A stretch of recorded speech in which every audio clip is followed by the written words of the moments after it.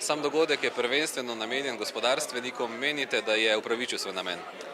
Pravzaprav je šlo za željo združiti to, kar se bo zgodilo čez 2 dni, skratka predvolilni dogodek, po drugi strani pa tudi prednovoletni dogodek.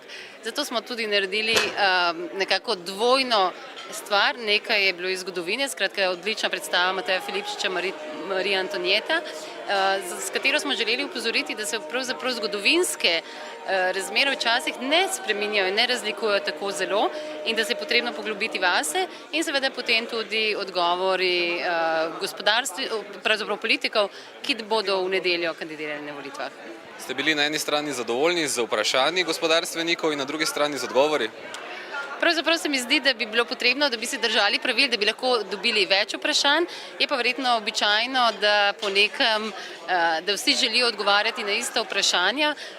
Jaz sem si želela več vprašanj, zato da bi lahko dobili bolj široko sliko, ampak mislim, da so kolegi iz gospodarstva bili zadovoljni z odgovori, ki so jih dobili.